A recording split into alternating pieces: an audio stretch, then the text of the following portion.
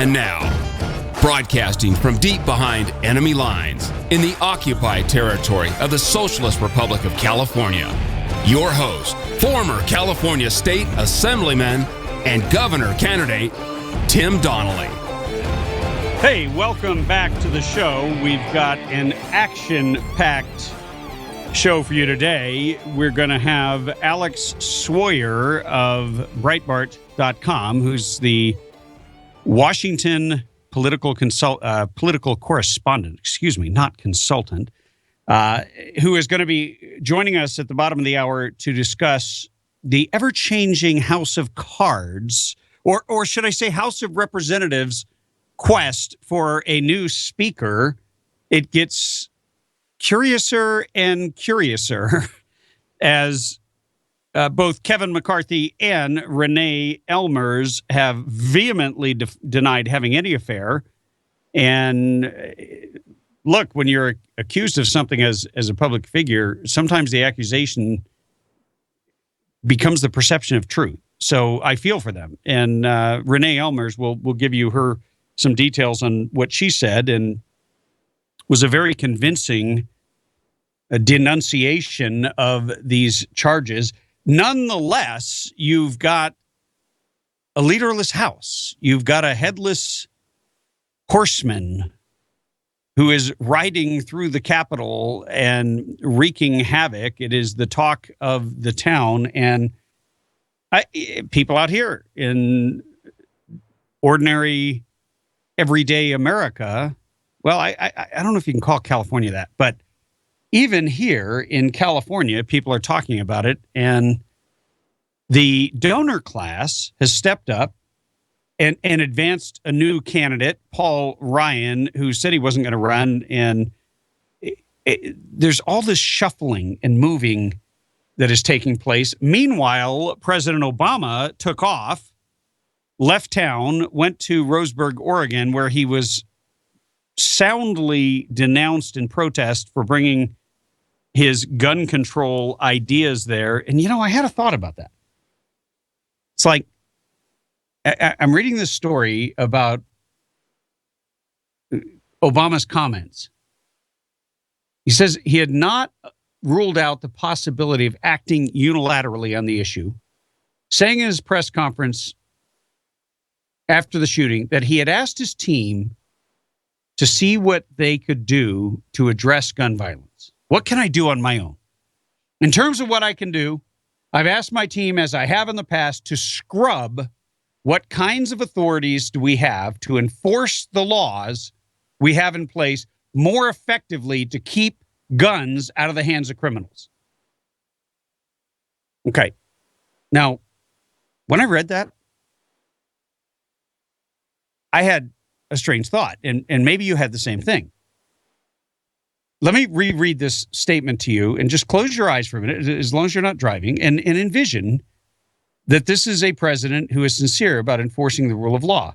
In terms of what I can do, I've asked my team, as I have in the past, to scrub what kinds of authority do we have to enforce the laws we have in place to keep illegal aliens from entering the country. I don't know. Is that crazy? I just thought, hey, if you believe in the rule of law, and obviously leftists and liberals and Marxist progressives are adamant about the rule of law when it comes to guns. There is no gun law that is too small to enforce. They round them up and confiscate them all and destroy them. 310 million guns, not a problem. We can do it. But we can't find 11 to 20 million illegal aliens in the country who are walking around in plain sight, talking about being undocumented, unafraid, and ungrateful. Okay, I get it. You only believe in enforcing laws that support your agenda. And the president has a very narrow agenda, and that agenda is to deprive you of your liberty, to increase government control of you, to fundamentally transform this country from a free country into a socialist state. And he's well on the way. But see, it's really important that you get a hold of the people's guns. It's really important that you begin pointing out that in other countries, you'll hear all kinds of talk about other countries. The president always waxes poetic and sounds nostalgic for these so-called other countries, other developed nations that never have these problems. Well, we are going to have the great gun control debate, the lawyer versus the historian, later on in the show, and you will not want to miss it because we're going to get into the specifics of whether or not this happens in other countries.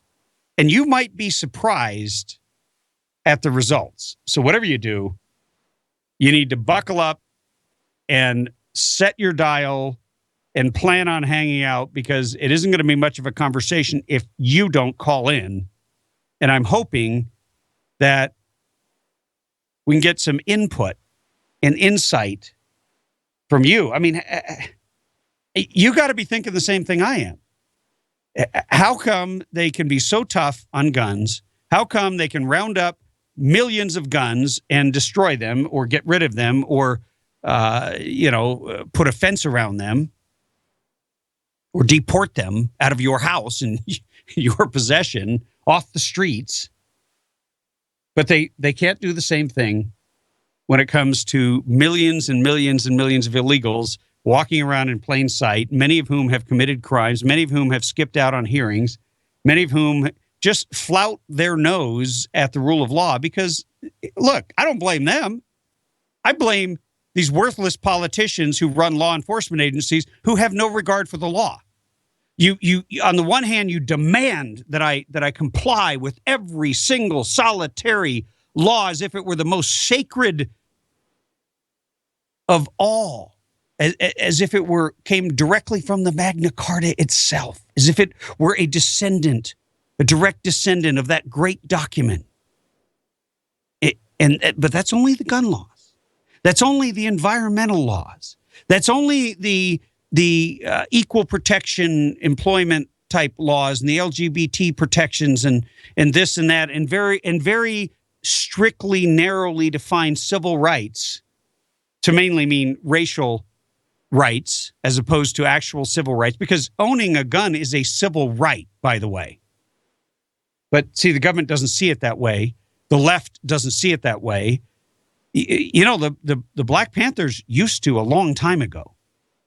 They actually, here in California, did some groundbreaking things where they had a gun in one hand and a law book in the other, and they were protesting police brutality, and they were making some headway because they were actually exercising their fundamental civil right to protest their government. They weren't threatening anybody, not at that moment. But it's amazing how powerful it can be when you know your rights, when you stand for your rights, and when you do it in the right way. There is a place for civil disobedience. There is a place for making a strong protest.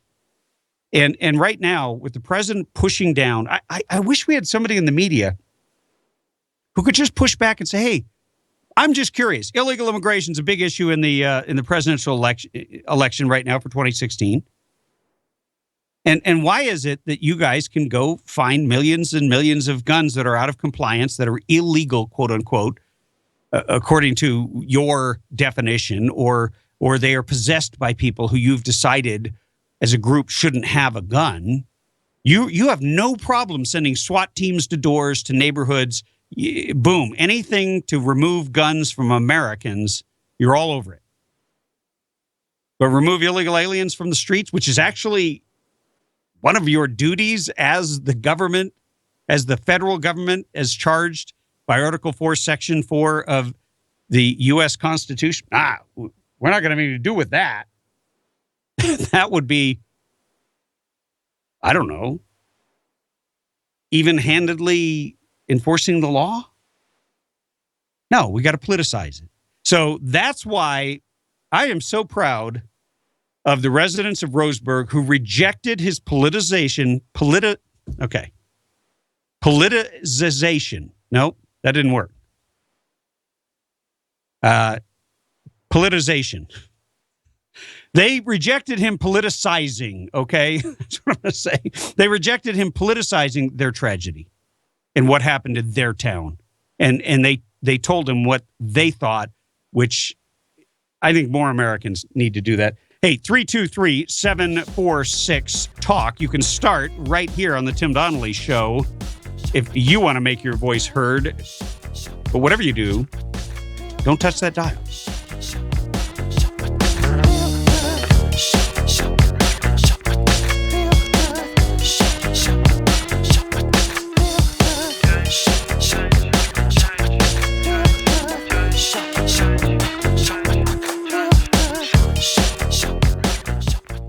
Whether you're an experienced shooter or just buying your first gun, Turner's Outdoorsman has everything you need, along with a knowledgeable and friendly staff to help you find that perfect gear for your next adventure. Turner's now has 18 locations across Southern California, including a Victorville location right on Bear Valley Road.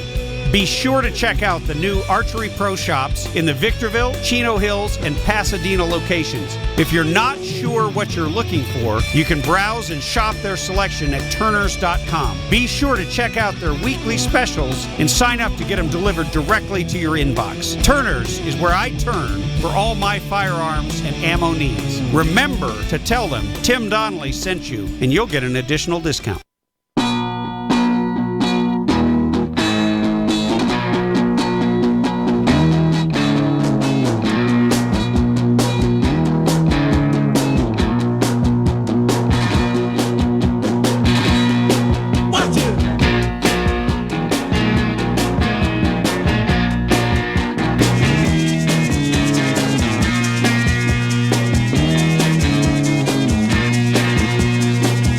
Today's program is dedicated to the memory of my brother, Paul F. Stratios Donnelly, who left this earth way too young at the age of 23.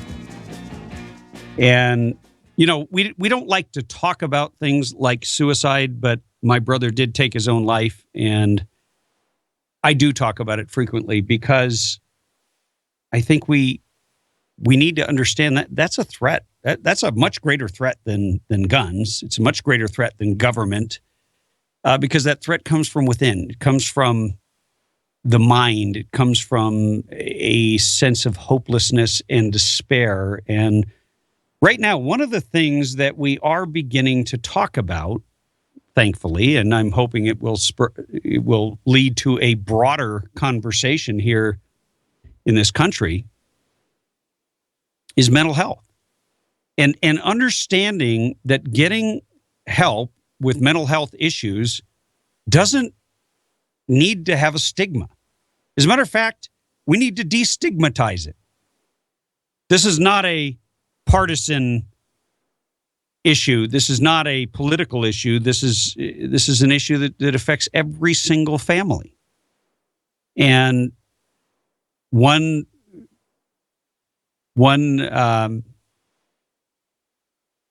I was on the Dr. Drew show this past week, here we were talking about guns, and one of the individuals, Lisa Bloom, who is going to come on the show later, mentioned that her father took his own life with a gun.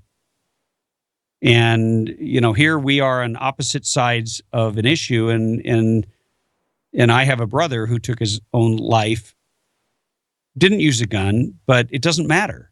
What matters is that there is that sense of despair and giving up and a feeling that there's no one you can turn to.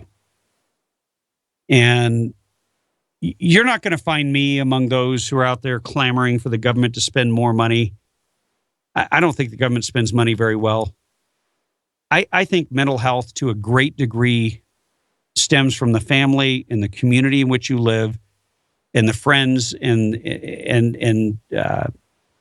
the environment that you create for your life. And those things, government can't fix that. Government can't address that in the same way, with the same effect that individuals can. And so I would simply say that the reason I brought this up, today is the day that my brother would have turned 38 years old. And I miss him. And I wonder what kind of a father he would have been. I wonder what kind of a man he would have been. He was certainly an engaging, articulate, very, very funny, charming person. But a great deal of his life, he was depressed and disturbed. And, we always wonder what else could we have done? And any time you're a survivor, you're left with that. And I think when we broaden the discussion, because we're going to get into the great gun control debate later on in the show, we're going to see all kinds of proposals floated around as to how you can basically be the minority report. How can you figure out in advance what somebody might be capable of doing?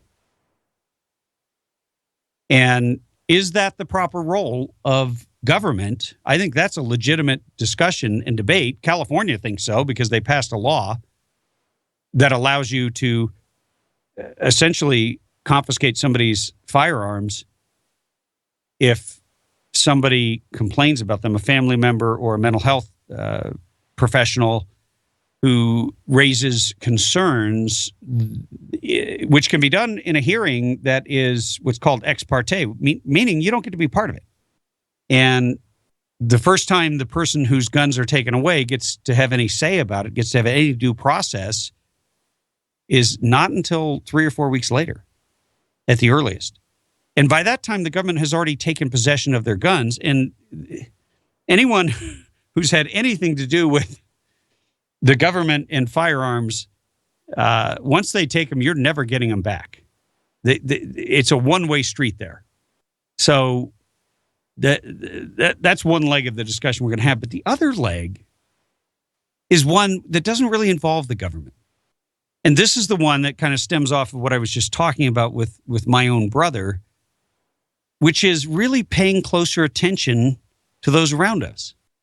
It's our duty to be our brother's keeper. It says so in the scriptures. And by that, I don't mean stick your nose in every aspect of their business, but people have social media. You can monitor it, especially if you think somebody's depressed or they might have a reason to be, or maybe they'd have that kind of a personality, but they're in your circle. So they become sort of your responsibility in a way. I think that can make a greater difference in the world than all the government spending and all the government mandates and all the new laws, is when we take ownership of those nearest us, or those whom we are in contact with who have no one. That's another segment of the population and they have no one because they have severe problems and nobody wants to be around them, but they're in your life. So that's an aspect where I believe individuals can instantly make a difference. I wish the president would talk about that. Why can't he take that bully pulpit? Why can't he use it for good? Every time he takes to the bully pulpit to deprive me of my liberty, to take away a fundamental natural right, to tell me government knows best, I just want to throw something at the TV. I'm sick and tired of hearing politicians who think they're God and who think government ought to be our God, and they want to replace God with the government or a government program, when we might all be a lot better off if we submitted ourselves on our knees to a higher authority, to a creator, to whatever you want to call God, if we would take a moment and realize that there is a purpose to each of our lives, and we do have an obligation to each other. And if we would take that obligation seriously, and I'm not talking about going to church. I'm terrible at that. I'm not talking about any organized religion. I'm talking about human beings who recognize the frailty in other human beings, who are there to lend a hand up, instead of letting it be the government's problem. Anyway, when we get back, we're going to have Alex Swoyer of Breitbart.com, and we're going to get into the Speaker's Quest. Stay tuned.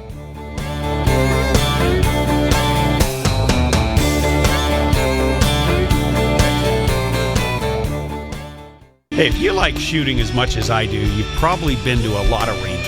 Unless you visited Burro Canyon Shooting Park, you've never seen anything like it. On the way there, you'll find yourself taking pictures as you traverse the majestic Azusa Canyon and wind your way up into the Angeles National Forest. With over 600 acres, including 19 private ranges, there's something for everyone. There's rifle and pistol ranges for beginners, right up to advanced shooters. And there's plenty of spaces to shoot sporting clay. You can make a family day of it, or you can bring a group for team building exercises. Bring a picnic lunch. On the weekends, they provide lunch. And don't worry, they always have ammo in case you forget yours or run out. One thing I can guarantee is that once you visited my friends at Burro Canyon Shooting Park, you'll be hooked and you'll keep coming back.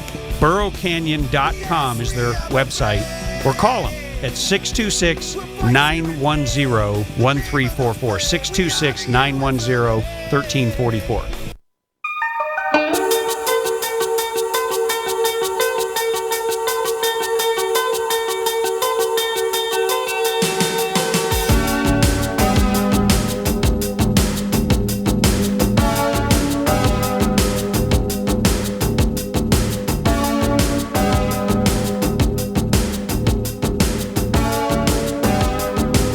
You have found the Radio Free California Network, and I am Tim Donnelly, your host.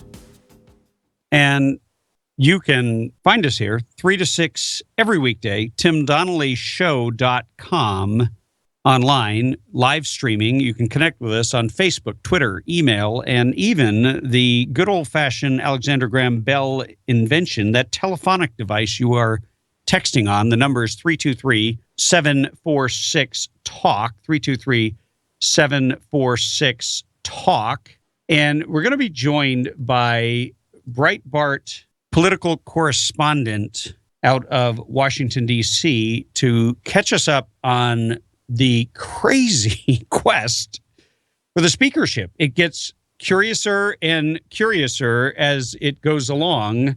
And the latest is, of course, swirling around Paul Ryan, the Wisconsin congressman, also vice presidential candidate under Mitt Romney. And it's the donor class. See, they want someone safe. They want someone who is in favor. First rule of thumb with any candidate that the donor class likes is make sure that he's in favor of amnesty. That's the number one requirement. I know you might think I'm making it up, but take a look at the candidates. Jeb Bush. Not only is Jeb Bush in favor of amnesty, Jeb Bush believes that amnesty would be an act of love. So, of course, the donor class comes riding to the rescue for an individual like that. But here in the speakership, there's something in the water right now. There's something going on in Washington, D.C. that is hard to quantify. Because on the one hand, you've got all these people pushing for a candidate like Paul Ryan, who is dead on arrival with conservatives. They don't like him. They're done. Once you have somebody who is it's just considered selling out. If he's in favor of amnesty, is he going to push to defund Obama's executive amnesty? If he's in favor of amnesty, then the question becomes, what does he think of the rule of law? And where does he stand on a whole host of other issues? Because once you're willing to sell out on amnesty, you're willing to sell out on anything. At least that's the way conservative Republicans look at it. And conservative Republicans conservatives make up a huge portion of the Republican base. So if you want to get Republicans behind your agenda, then you got to put somebody up that's got some, more credentials.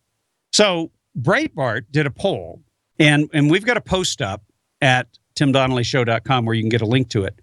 And you might be surprised at the candidates that are in the lead.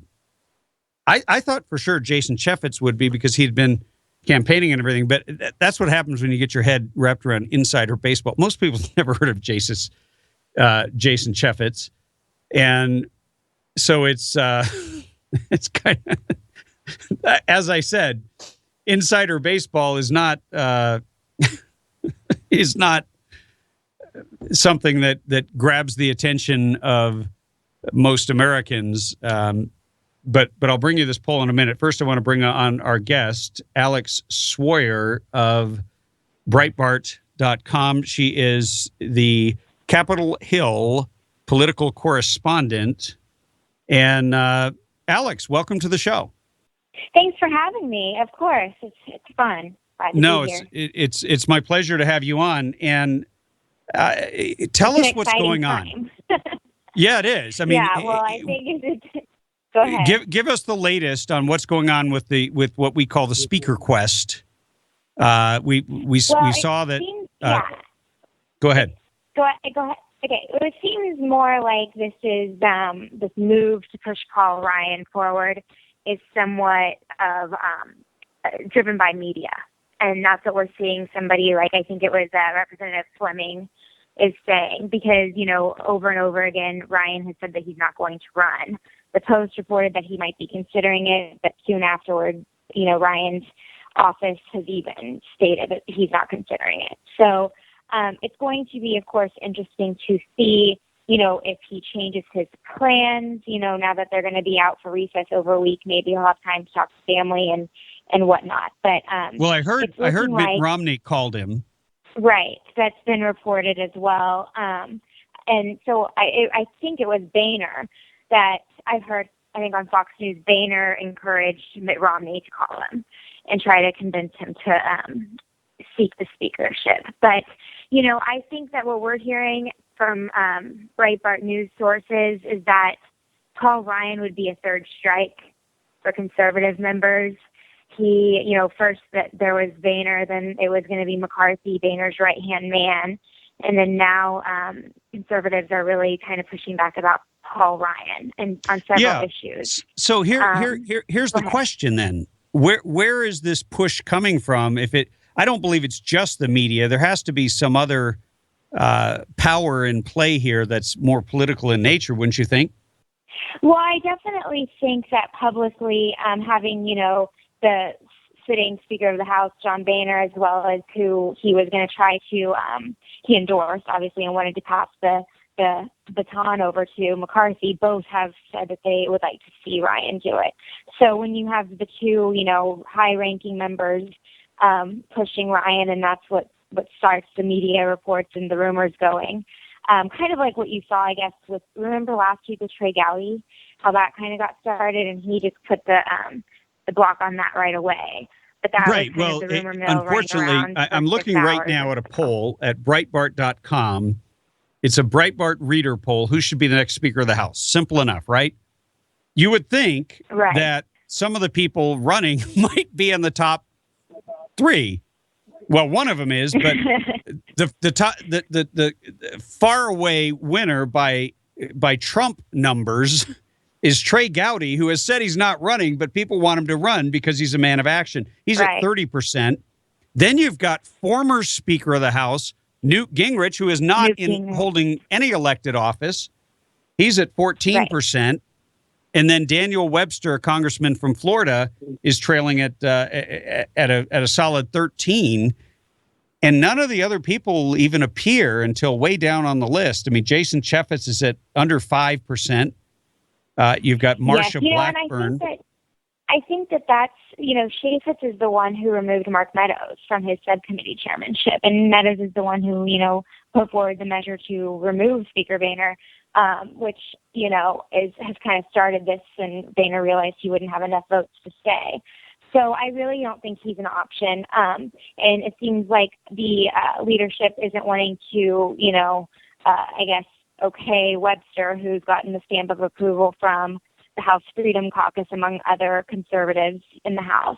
So it looks like, many are arguing about Speaker Boehner deciding not to go on with the vote between Webster and Chaffetz on Thursday, because once McCarthy decided to get out, he called, conference over and decided to postpone the election. And some people, have been complaining about that. Some members, I think the Hill was doing a report aggregating some of the members who have spoken out about that. Right. And of course, isn't that typical though? You've got the GOP elitists, the ones who control the party, the ones who control the power right now. They're not going to let something happen they can't control, and they don't know what the outcome is. They don't want the people to decide. They don't want the Freedom Caucus to decide. Right. They aren't wanting to, compromise. I think that it was interesting. There were some rumors that what was going to be put forward was the idea that we can live with McCarthy if, one of our guys was a majority leader, or, what I'm saying? So kind of like, let's move things around. Let's kind of compromise here. And I don't think that was something that, either leadership received well or McCarthy received well, because then you have the next day McCarthy stepping down. So it's quite interesting to see how this is all played out. And there were rumors swirling around Kevin McCarthy. There's all kinds of, there was the letter from Walter Jones. Rumors. People are saying possibly he was having an affair with Representative Renee Elmers of North Carolina. She has come out vehemently denying that, by the way, and even to the point of saying that that she's praying for those who bore false witness. People. Yeah, well, that is very bold of her to say if anything were ever to come out. So, I don't know anything about the Walter Jones letter any more than what was already out there. But I think it's quite interesting that you're seeing this pushback. The whole Renee Elmers and Kevin McCarthy rumors have been kind of an open secret on Capitol Hill. Nobody, it's been reported about, it's been rumored that they had an affair or are having an affair, allegedly. But, I guess this is all coming out now because of Walter Jones's letter. But, if you Googled this before Walter Jones's letter, you would have seen it. It's not like this is new news. I had heard him. We here at the Tim Donnelly Show are avid readers of Breitbart.com. So you guys broke the story a long time ago, and it's been out there. Hey, we've got to take a quick break, and then we'll come right back with more on the intrigue in Washington, D.C. with Alex Schwoyer of Breitbart.com.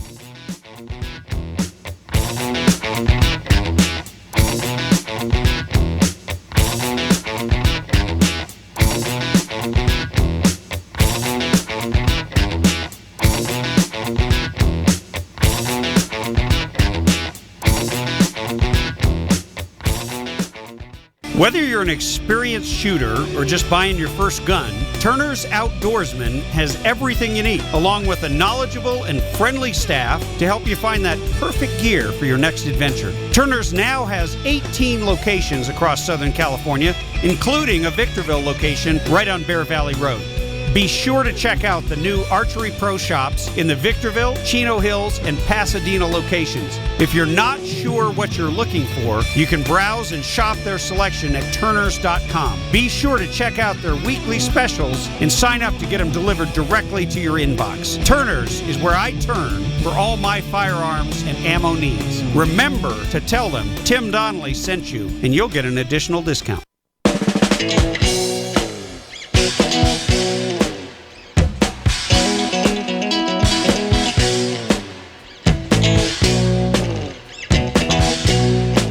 You have found the Radio Free California Network, and I am Tim Donnelly, your host, former California State Assemblyman and radio governor of California. And I am joined on the Radio Free California Newsmaker line by Alex Schwoyer, who is the political correspondent for the for Capitol Hill, and we're talking about the speaker quest, the speaker race. And Alex, what is the handicapping that's going on in D.C.? Are you getting any sense of anyone who is shaping up to be sort of the conservative favorite? I know there's 5 or 6 that are being mentioned. You've got Marsha Blackburn, you've got Daniel Webster, you've got Mark Meadows. I don't know about Louis Gohmert Right. and others, but It sounds it sounds like out of those, I think Blackburn is really considering putting her name out there. It seems like she's somebody who both sides, the establishment as well as your more conservative members, if you could say conservative members for some of them. Oh yeah, yeah. No, I met her. She's a congresswoman. She's a congresswoman from Tennessee. I met her at what I call a meeting of the great right-wing conspiracy. So she was very well received there. And yes, she's somebody that I think a lot of people hope can bridge the gap. Interesting. Now, so what do you think the chances are that she gets in?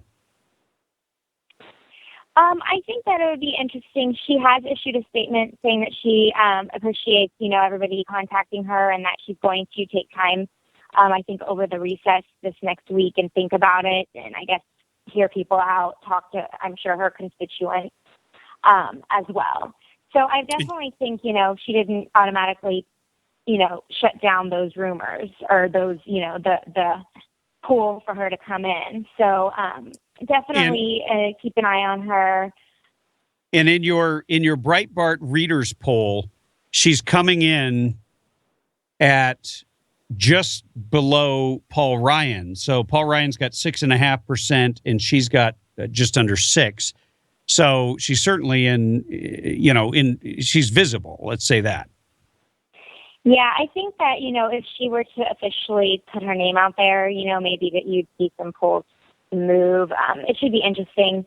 That's for sure. I mean, the issue with Paul Ryan that a lot of our sources are telling us is, his position on trade with the TPA that went through earlier this year, as well as his path on immigration. Representative Luis Gutierrez, I don't know if you saw today, but he's a Democrat out of Illinois, and he said his only one loyalty is to the immigrant community, and he has endorsed Ryan. So that's one endorsement you don't want to get. If you're a Republican, right? But he said, quote, Ryan is a guiding light, I think is what he said, for immigration. Right, so, meaning that's amnesty. All of these reasons. Exactly. That's all of these reasons that so many people are pushing back now that Ryan's name is being thrown out there. Right. I saw a letter from Phyllis Schlafly of Eagle Forum, who is a very staunch conservative voice, who was adamant about sending a note to the kingmakers right. that they will not have, right. that Paul Ryan will be dead on arrival with conservatives. And, it seems like that's what a lot of House aides are telling Breitbart as well. I think the main story, Julia Hahn, one of our reporters, spoke to some of the House, leading conservatives, even one from the House Freedom Caucus, one of their staff members, who's saying that, they don't think that Ryan can get 218 votes. One was quoted as saying, he's not a conservative, and giving the list of, his past history on why so many conservatives don't feel he identifies with them.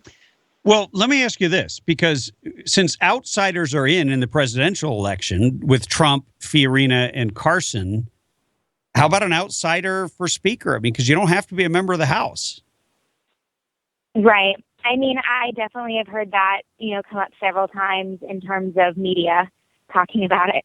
But from, just being here working this angle over the past couple of days, it doesn't seem like that's something you're hearing a lot of members take up seriously. Let me ask you a question. We're almost out of time, but I just want to ask you, give us a sense of the feeling of being there at the Capitol when McCarthy pulled out unexpectedly.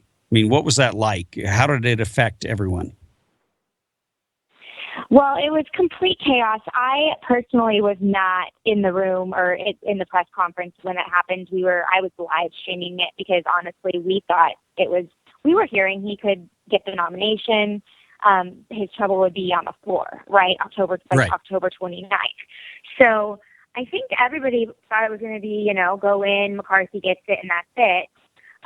So it was quite surprising. We had a lot of people emailing us we were all kind of confused about what happened because, this is a closed door meeting. So we had to get information from people inside the room, which I think that's why also you're hearing people now come up, representatives, and complain that, the gavel hit and the meeting was done rather than being able to object and hold the vote anyways, which is something, we mentioned earlier. Exactly. Hey, Alex Schwoyer, Breitbart.com, political correspondent at Capitol Hill. Thank you for joining us here on the Tim Donnelly Show. We will be right back.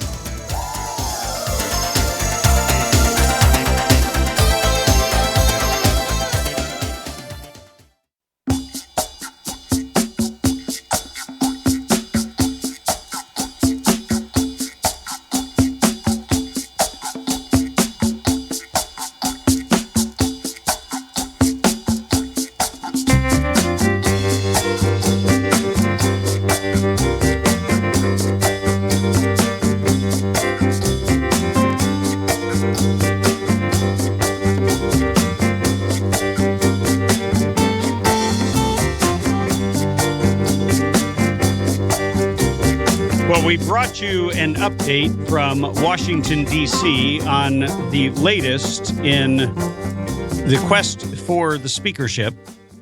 And there's all kinds of uncertainty circling around. But one thing is absolutely certain. You're going to see the political power class, the donor class, as they're often called. They're going to be working this entire break to shore up support for whoever their patsy is. If Paul Ryan isn't going to make it, they'll find somebody else. Somebody who is willing to hand them an amnesty, number one. That's pretty much the only consideration for many of these donors. And then they want to make sure that the individual is not too conservative. We don't want someone who's going to be too vociferous in defense of any Republican principle. We've got to be very careful there.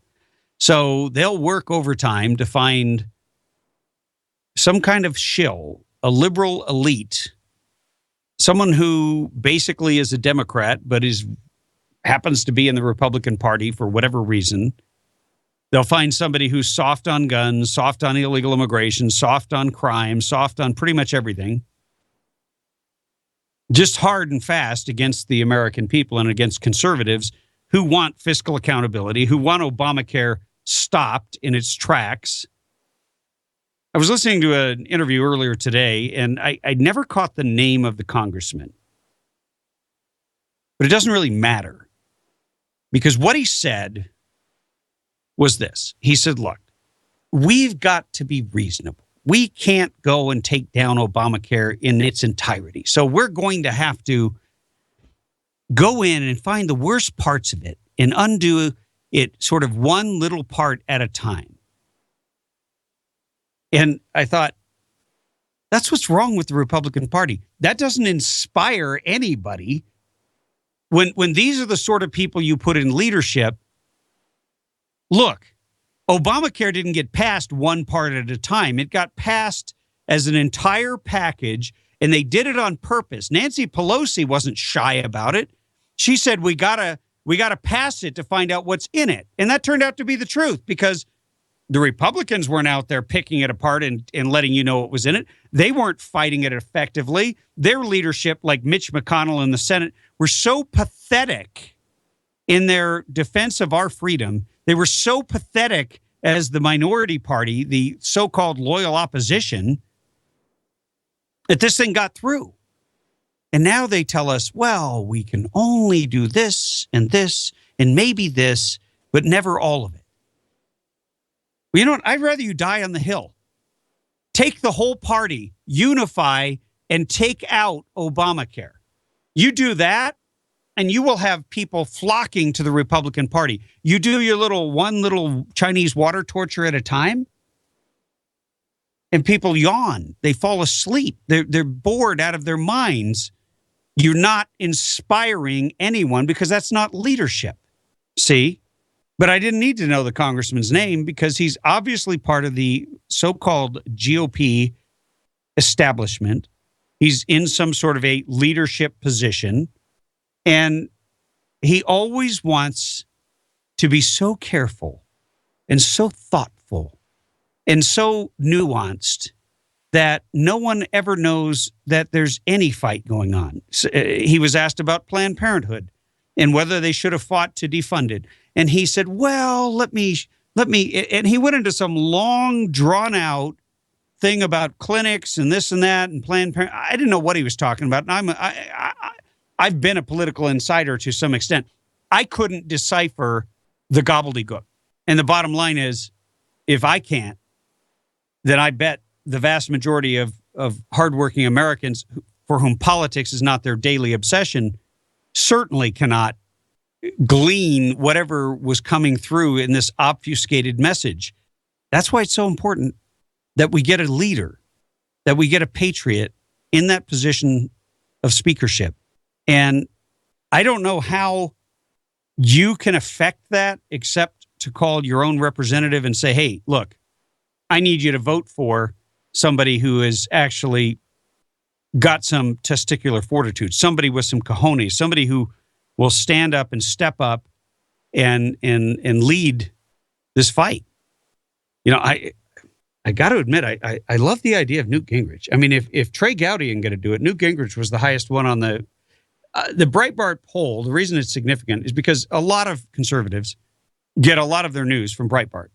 And so when you're polling at Breitbart.com, you're getting a number of staunch, you're getting a good, let's say, glimpse into how conservatives feel. And I think that's significant. And they've got Trey Gowdy up at 30%, just carrying away the field. Newt Gingrich below that. And then this Daniel Webster. I like his name. I don't know a lot about this Daniel Webster. We'll have to see if we can find out more about him. But that certainly, there's some promise there. There's an opportunity there that we haven't seen in a long time. We haven't seen in decades a chance to get a real leader in the speakership because for some strange reason, the trend that we see in the presidential election of insiders being out and outsiders being in is also being reflected in the speaker's race of all places in the belly of the beast in Washington, D.C. So stranger things have happened. I have to laugh when Paul Ryan gets endorsed by none other than Luis Gutierrez, who is the kingmaker of amnesty. He is the gang of eight or gang up on anyone. And he is like a union thug in defense of illegal aliens. I have never seen anything like it. When you get his stamp of approval as a conservative, that's a death knell for your campaign if conservatives are going to have anything to do with voting for you. And there were all kinds of other rather amusing occurrences. Darrell Issa had his name out there for a little while, and then he immediately caved to the establishment and said he would back Paul Ryan. I used to think that guy was a conservative. I have no idea what he is now. And but be that as it may, the other funny thing that we have seen playing out in DC is it doesn't seem to matter who the GOP elite are pushing. There's so much pushback that I think they're starting to feel the heat. And that's going to be in large part due to people like you who are making their voice heard. And I think they think choosing the speaker's insider baseball, but there's a lot of people watching it. And we will keep you abreast of it. We will keep track of who you like. You're always welcome to call and Give us your candidate at 323-746-TALK. We're going to take a quick break, and we will be right back. And don't forget, bottom of the hour, we've got the great gun control debate.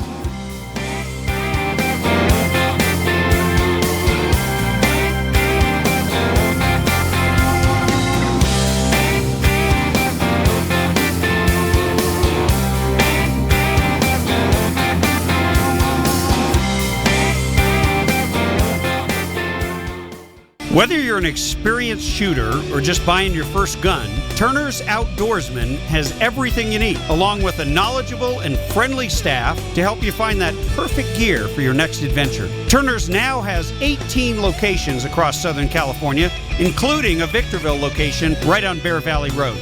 Be sure to check out the new Archery Pro shops in the Victorville, Chino Hills, and Pasadena locations. If you're not sure what you're looking for, you can browse and shop their selection at turners.com. Be sure to check out their weekly specials and sign up to get them delivered directly to your inbox. Turner's is where I turn for all my firearms and ammo needs. Remember to tell them Tim Donnelly sent you, and you'll get an additional discount.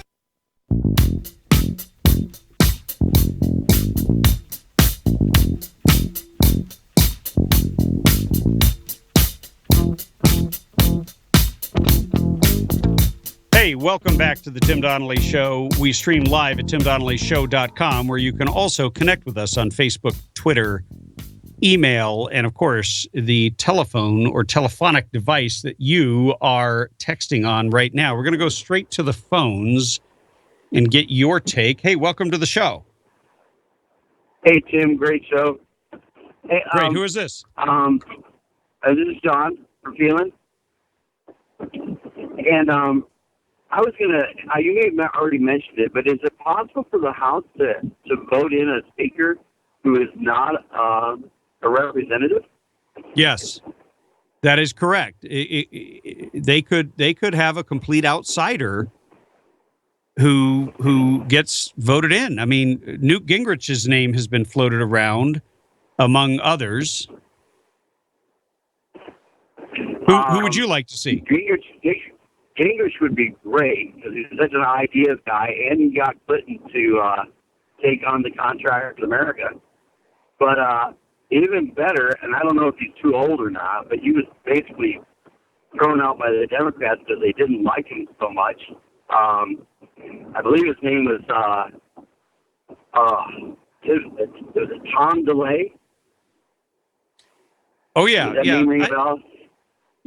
Remember, he was on Dancing with the Stars not too long ago. But yeah, no, I don't think he's too old. Look, it's not. There's a lot of politics is one of those businesses where you can do it until you die, basically. So okay. I don't think that's an unreasonable thought. I don't know how well known he is compared to Newt, though. I think that's probably going to be your biggest consideration.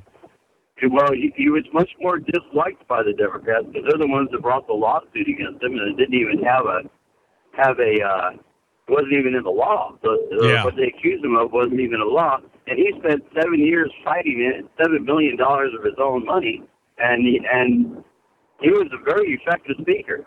Yeah, I like Newt better because Newt, for two reasons. One, he's a historian.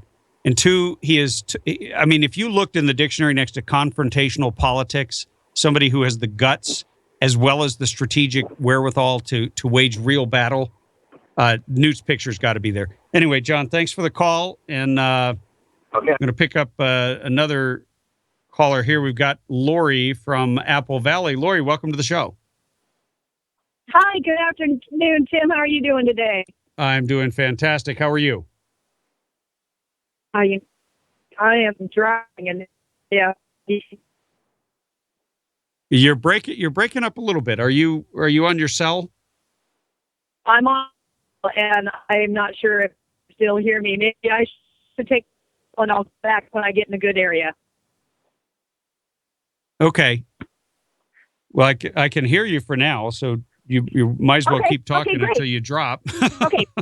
Perfect. All right. Well, here's the thing. I would say I agree with you with regards to Newt. I was hoping to do a real quick sidebar and give you some information with respect to something that's happening, because I know you are the voice of the people, and there's something that's going on that people aren't going to know about it unless somebody like you helps us to get the word out. Sure. And what's that?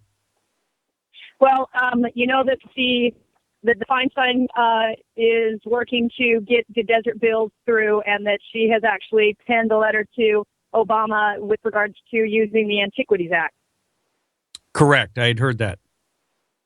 Okay, so Feinstein, as of yesterday, there was an announcement that there's a quote-unquote public meeting being held in the general Palm Springs vicinity at Whitewater, and this is our opportunity as a public to go out and be heard.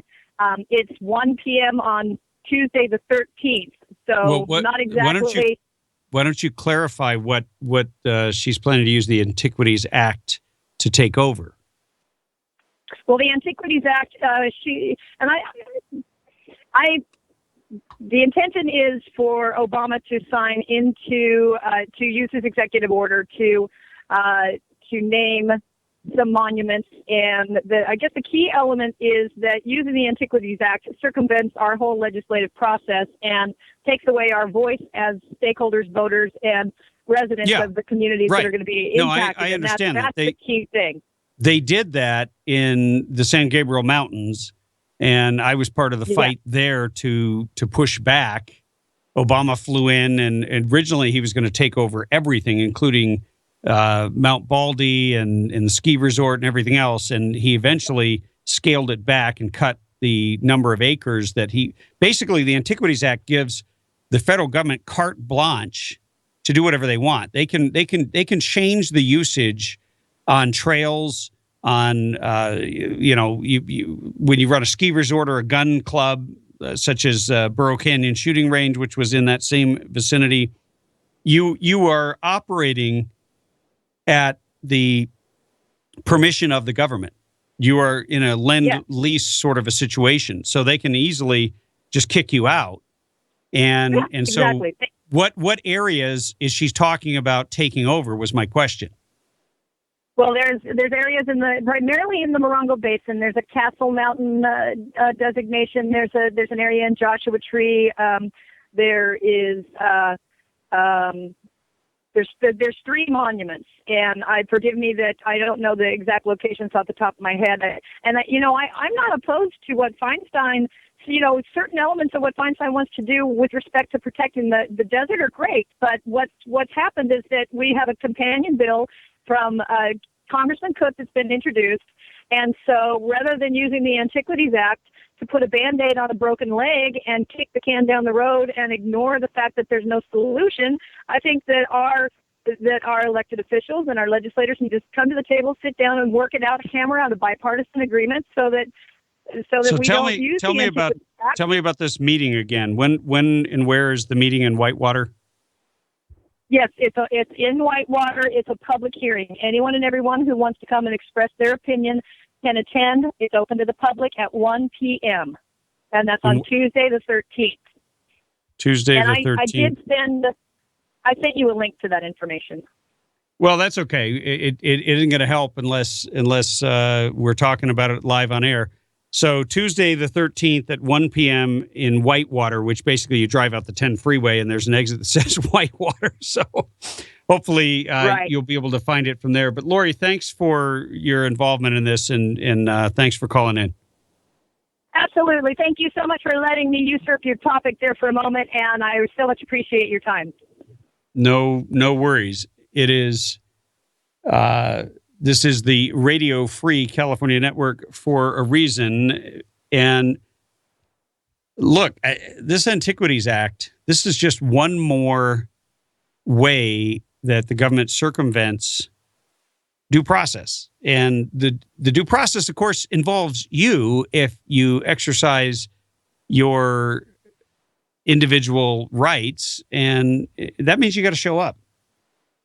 We saw there was a big fight to try to save Johnson Valley from being completely taken over by the military, and there are a number of fights that, when they're in your own backyard, it becomes deeply personal. And then you wish that the process was not so jury-rigged, was not so handicapped in favor of the political forces and those with tremendous amounts of political power to be able to take it over. So if this is an issue to you, if you don't like the fact, because basically they're going after every monument or national monument or national forest and looking to change all the rules.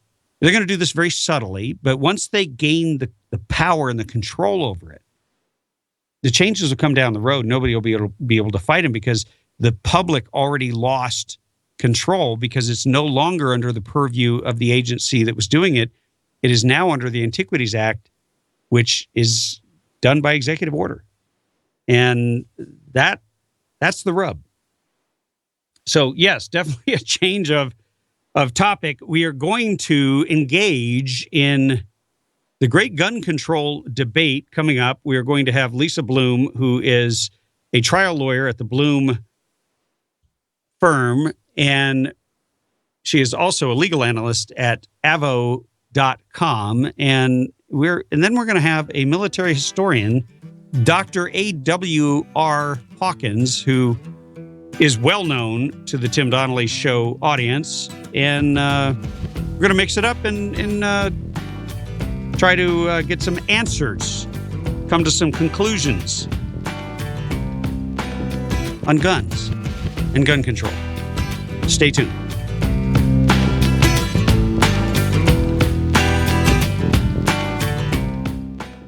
Don't you think it's about time you treat yourself or someone you love to something very special? Well, Ozell Jewelers, the finest jewelry store in the high desert, is known throughout the high desert for having the largest variety of fine-looking jewelry and gifts for every special occasion. Ozell custom designs and manufactures their own jewelry, so you'll be able to find exclusive, one-of-a-kind, stunning styles you won't find anywhere else in Southern California. If you're looking for fine jewelry at unbeatable prices, Ozell Jewelers is the place to go. Show appreciation to that special person in your life with something special to cherish forever. Ozell Jewelers, voted best jewelers in the high desert by the Daily Press regularly for years. Ozell Jewelers has been putting smiles on high desert faces for over 30 years. Ozell Jewelers in Rancho Cucamonga, Palm Desert, and Amargosa Road by Red Lobster in Victorville. Ozell Jewelers.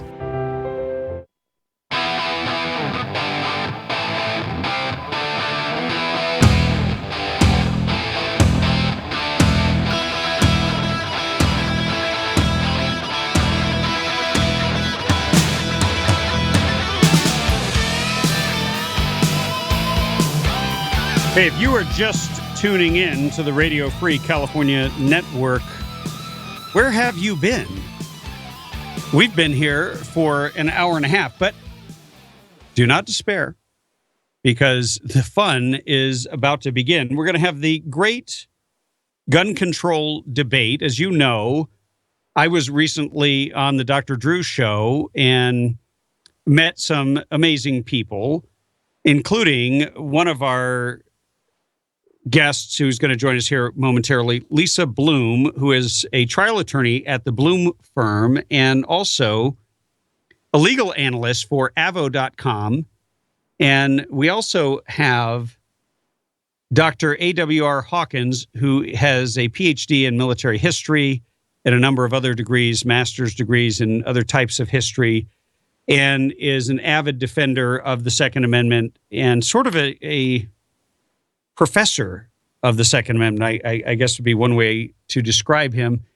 And before we bring them on, though, we're going to play a little clip of an after interview in the green room that was put up at Dr. Drew's Facebook, and then we will get into our discussion.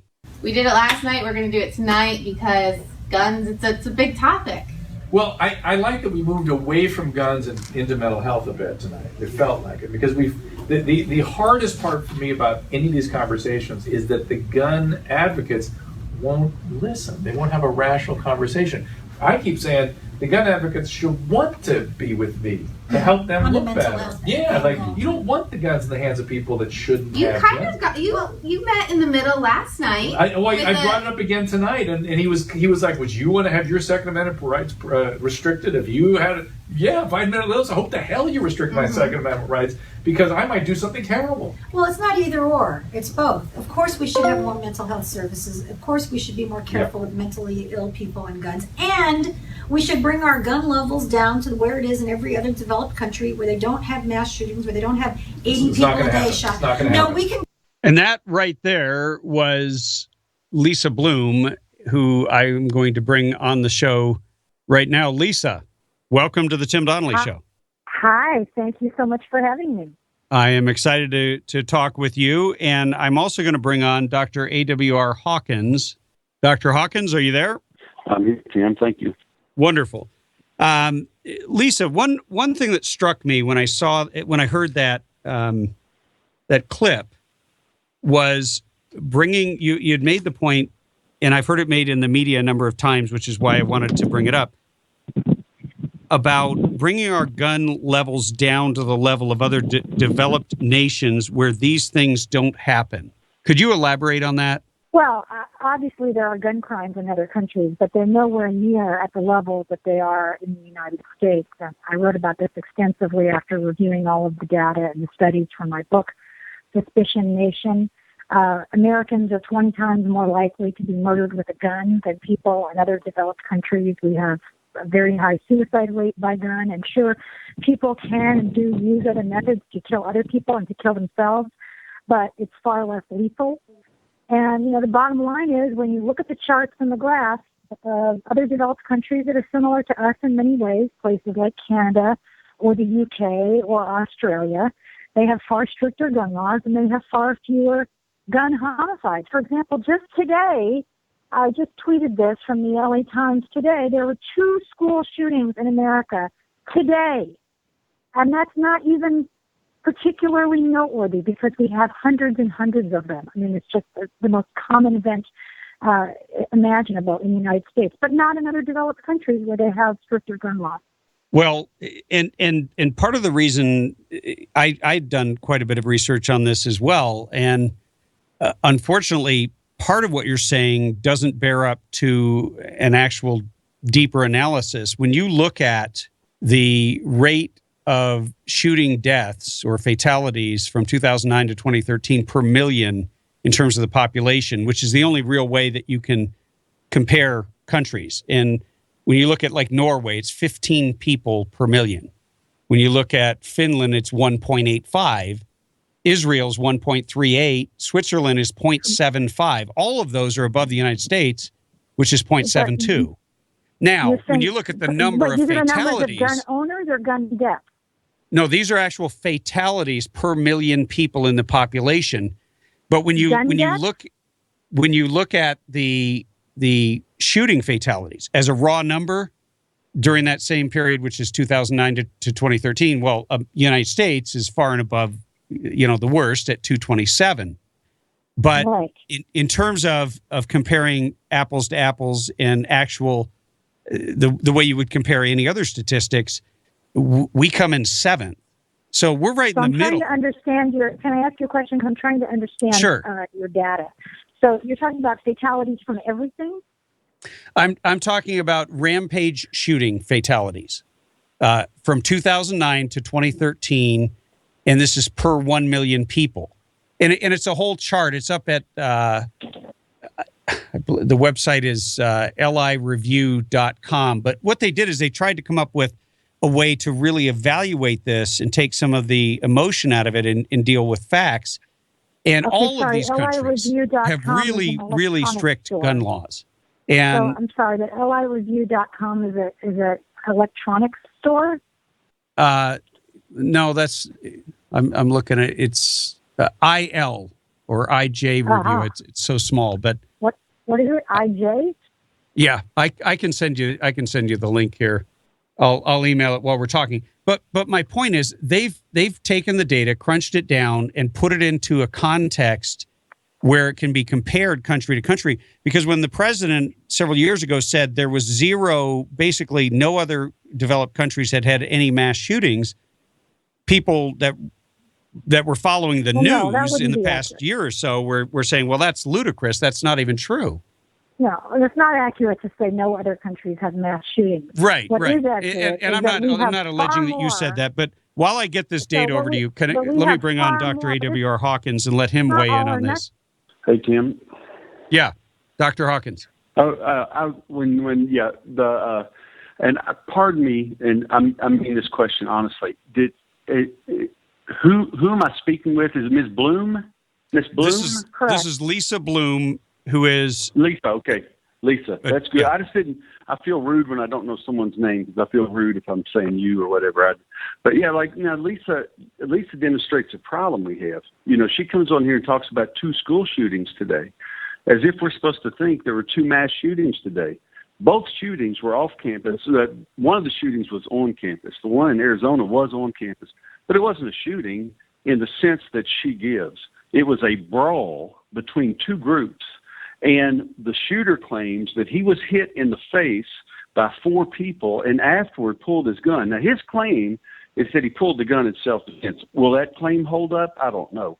But the bottom line is it wasn't a school shooting. So to make that claim is the ones I'm talking about, really sad. Since I'm Number 2, the one in Texas Northern Arizona happened off University campus as well. And Texas Southern University. Right, and Texas Southern University was off campus as well.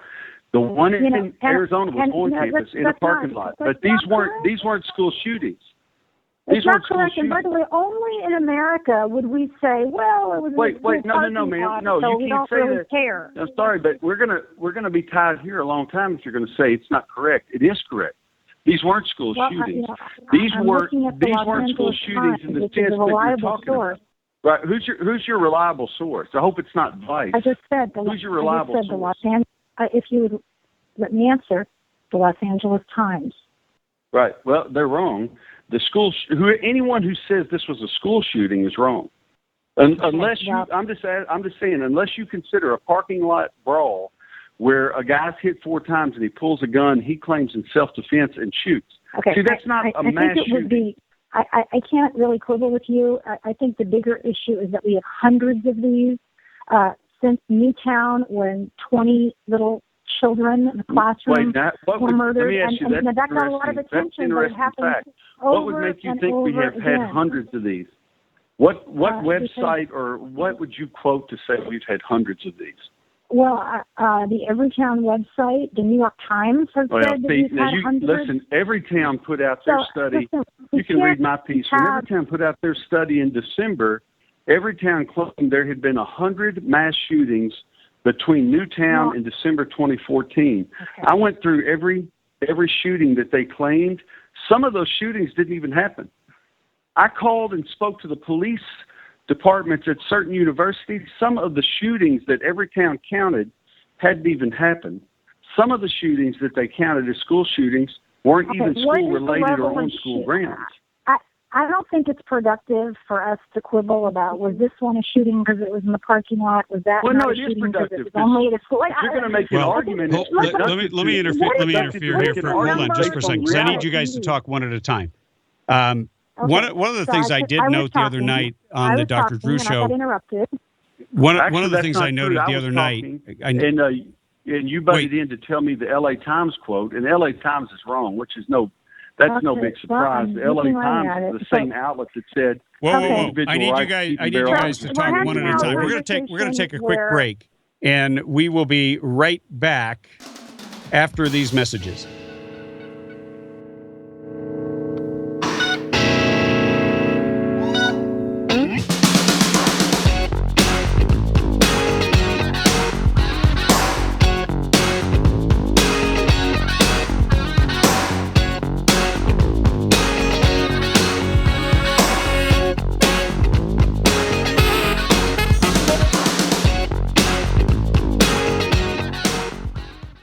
Whether you're an experienced shooter or just buying your first gun, Turner's Outdoorsman has everything you need, along with a knowledgeable and friendly staff to help you find that perfect gear for your next adventure. Turner's now has 18 locations across Southern California, including a Victorville location right on Bear Valley Road.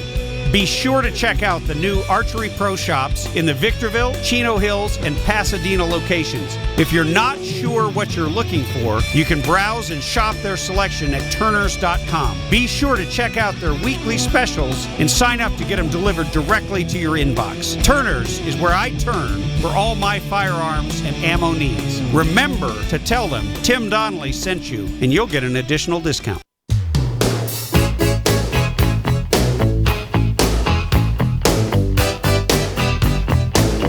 Engaged in the great gun control debate. We've got Lisa Bloom, trial attorney at the Bloom firm, who is also a legal expert or legal analyst for Avo.com. And we've got Dr. A.W.R. Hawkins, PhD, military historian and professor of the Second Amendment, who has studied extensively on mass shootings and the media. And I'm going to bring you guys back on one at a time because I want to actually be able to hear you. And unfortunately, in that first segment, we were having a little bit of trouble with talking over each other. Lisa, you were on the Dr. Drew show with me. And one of the things that I believe it was Kevin, the host at Entertainment Tonight, kept saying there were something like 470 school shootings since Sandy Hook. I just watched the replay of the tape today. And that is so far off from anything even close to provable in terms of facts that once you start there, how do we ever get to a rational discussion when a lot of these things are simply made up out of whole cloth and they just become part of a narrative that nobody ever questions? Okay, I never said that. No, I'm not saying you did. The number I said was over 100, and the number I can't talk about what somebody else said and why somebody else said something. America has had 142 school shootings since 2013, the Newtown massacre of the little, I think they were kindergartners. And that's on everytownresearch.org. It's also up on Vox.com, which is a very respected website that has a lot of data and statistics. But the 149 school shootings since then, they exclude acts of self-defense with a gun. They include any incident where a firearm is discharged inside a school building or on a school campus or grounds. So Dr. Hawkins seems to dislike it if it's a school parking lot. He doesn't think that should count. I think that's really a kind of a trivial objection. If this were my child at a school, I wouldn't be too happy if there was a shooting in a school parking lot. And whatever the number is, we can quibble all day about whether it's 149 or 117. Whatever the number is, can't we agree it is too high and that we have to act to protect children? Absolutely. I agree with you 100% there. I'm going to bring on Dr. A.W. Hawkins here in about 1 minute. But first, I wanted to say, in terms of the point you were making about bringing our gun levels down to the level of other developed nations that don't have any of these shootings, well, in Great Britain, in the UK, they confiscated all the guns. Same thing they did in Australia. But the UK is still in the top 10 in terms of mass shootings on that list that I sent you.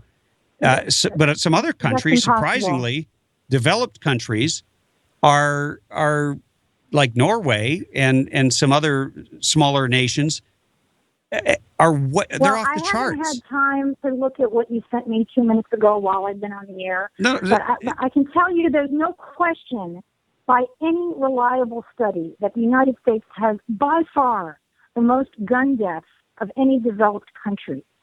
By far. In terms of raw numbers, I'm not disputing that. I was talking about when you crunch the numbers down.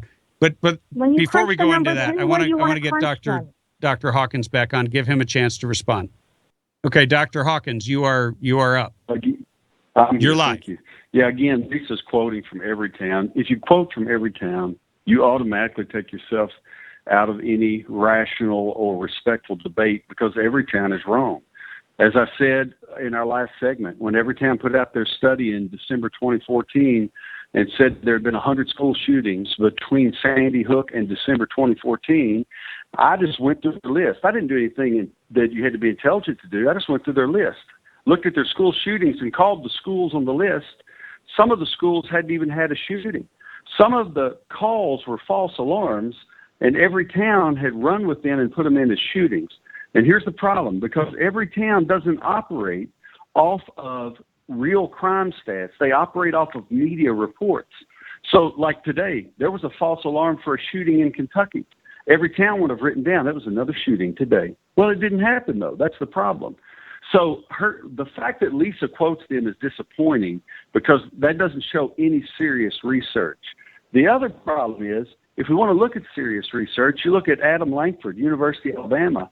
He released a study earlier this year where he looked at, let me try to be sure I have the number right. He looked at, how many years was it? From 1966 to 2012. That's 46 years. He looked at 46 years in America. You know how many mass shootings he found for that whole period? He found 90. If you do the math on that, that's 1.95 a year. And of course, that's using the FBI definition for a mass shooting, and that is 4 people killed. See, these sites, like Everytown, besides the fact that they use information that can't be objectified, besides that fact, they use information that counts 2 fatalities as a mass shooting. So that means any double homicide is now a mass shooting. You'll notice you don't hear the word double homicide or double like you used to hear it. And that's because they are trying to redefine and reframe what a mass shooting is so they can get those numbers up, appeal to the emotion of parents, and pass more gun control. I'm not saying that Lisa's part of that. I'm going to bring Lisa back on with you. We've got 1 minute left. I can't. Lisa, this is going to be my last minute because I can't just argue back and forth every detail of every study. What would you like to see my point about the big picture, which is we have too many school shootings in America. We have too much gun violence in America.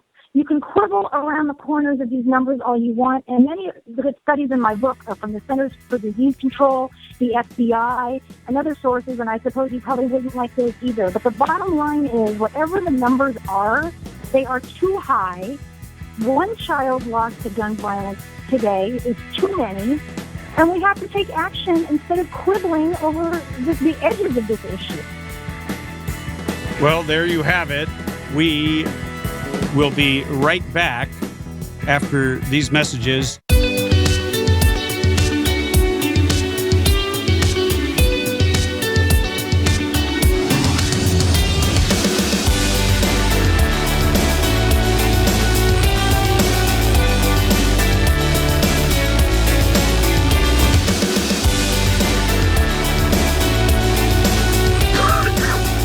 Welcome back to the Radio Free California Network. I am your host, Tim Donnelly, former California State Assemblyman and radio governor of California. And we have been having a great gun control debate. We've got Dr. A.W.R. Hawkins on the gun rights side. He is a PhD, military history, and a professor of the Second Amendment. And also Lisa Bloom, who is a trial attorney, the Bloom firm, and legal analyst at avo.com. And it looks like I have both of them back, so I'm going to bring them back on one at a time and continue this discussion, because I think it's an important discussion. We're not having this discussion in this country because the media, the left stream media, has one narrative and one narrative only, and it's always pushing for more and more gun control, more and more laws, even though we have so many laws, and almost none of it is working. So, Dr. A.W.R. Hawkins, welcome back to the debate. Oh, thank you, Tim. Yeah, I was thinking as you're speaking there, that's you raise another significant problem, and here's the problem. People, I think the Democrats offered on Thursday, they offered proposals to expand background checks to gun shows and online sales and some mental health things. They did nothing, not one thing they offered. If we all bowed down and said, you're right, we'll do all these things. If we did all those things, the shooting in Oregon would still happen. See, that's the problem. they're proposing things that aren't even related to the problem. That when they pushed background checks in 1998, and that's how long we've had them. We've had background checks since 1998. We were told that was going to make us safer. Gabby Giffords is still telling us that if we would expand them, it'll make us safer. Well, guess what? It didn't make us safer. Mass shooters from the last 15 years, it's harder to find a mass shooter who didn't pass a background check than to find one who did. And that includes Gabby Giffords' attacker. He passed a background check, then used that gun to attack her. So it is an insult when the people on the left keep telling us more gun control, more gun control. The gun control isn't working. What else isn't working is that they make these students sit in gun-free zones. That's not working. I saw somebody on the Dr. Drew show, I think it was during your all segment, stood up and said that there were students at that school who had guns, who could have. Yeah, she says all that, but it's clear in the school handbook. Owning a gun or having a gun, if you're a law-abiding citizen, was illegal on that campus. Oh yeah, that's what we need to change. They wouldn't even let the security guard have a gun. They had a discussion about it. But hold on, I want to bring Lisa back on. It's just so asinine. I'll be quiet. All right. Let me see if this is indeed Lisa. Lisa, is that you? Lisa? I don't think it's Lisa. Can you hear me? Oh, yeah. Who is this? My name's Dr. Rebecca Gervaisi. Thank you for taking my call, Mr. Donnelly. I had the pleasure of meeting you when you came to visit Setco Republican women at Knuckles Ranch in Porterville, California. Okay. My comment or concern as a mental health professional is if we do make a decision about who's mentally stable enough to carry a weapon, would this extend to our returning military with PTSD? I have two more points or questions. There have been groups targeted as right-wing nuts, like the Tea Party, who were targeted by the IRS, Republicans, and disaster preppers and others. And my third point or question is, where's the responsibility on the part of those who abuse children that go out and commit these crimes and then use it as a mental health defense later? So those are my three concerns. Dr. Hawkins, could you take that? I thought we had Lisa coming back, but I was mistaken in terms of the phone number. But Dr. Gervaisi, thank you for your questions. I'm going to keep you. Hey, Rebecca, it's good to hear your questions. Listen, those are the kind of questions we need to be asking, and she's exactly right. If you come back and you're military personnel, and God bless you if you are, you come back, you're military personnel, you have to see a psychologist or psychiatrist or take pills for certain kind of anxiety to get over that, your gun owning days are over. And what bothers me, that's terrible. Don't get me wrong, that is terrible. But if we go even a little further than that, see, Rebecca, I have these kind of questions. What happens if a wife comes home and catches her husband having sex with another woman and they divorce? Or reverse roles. The husband comes home and catches the wife. Either way. And then the husband or the wife, out of raw shock, is on some type of medication for a couple of months, maybe 6 months, maybe a year, to get back on their feet. Do they lose their Second Amendment rights for the rest of their life? I mean, we could go on and on. Rebecca is asking the right questions. Once we open this door, see, this is why psychiatrist Michael Boswick at Mayo Clinic, this is why he stresses that people with mental illness have Second Amendment rights too. And he's not talking about people who are mentally ill just in a distorted manner, who are coming at you to do harm. But he means there are so many types of mental illness, and that the majority of them are only a harm to themselves, if even a harm at all. And the only time you realize they're a harm is after the fact. So what we're going to try to do is use legislation to go around and pick and choose winners in life is basically what we're going to do. And if you're a winner, you get to keep your Second Amendment rights until you need a psychiatrist help, and you're out of luck too. But if you're a loser, you lose your rights right now. And that's what they're going to say to our military. That's what they're going to say to people who have had to avail themselves of treatment, who may not be a harm to anybody. And Rebecca's call is timely. She's asking the questions we need to ask. Thank you, Dr. Hopkins. I appreciate your comment. Thank you. Well, Rebecca, thank you for your call. Thank you. And I've enjoyed listening today, and wonderful debate going on here. Yeah, and to that point, I believe that one of the debates that's not happening, Dr. Hawkins, you attacked her, Lisa Bloom, our previous guest, who was part of the debate. You attacked her sources with facts, and very few people in the media are able to do that. I'll admit, when I was sitting there in the Dr. Drew hot seat, right? So it was 4 against 1, if you noticed on the clip. I'm sitting in the audience next to where the people asked the questions. And when that lady said something about that there had been multiple people with CCWs who elected not to engage, well, I had no frame of reference for whether that was factual or whether that was anecdotal or whether it was just simply made up out of whole cloth and posted on Twitter or Facebook, because that's where everybody gets their news these days. Right. Well, and I knew, to be fair, I knew because the day of the shooting, that's just because that's my job, Tim. I'm not, my gut reaction is I go find the online version of the handbook and I start going through it. And as soon as I went through the student handbook, it didn't take long to get to the firearm policy, where you find that you can't even have a squirt gun on that campus legally.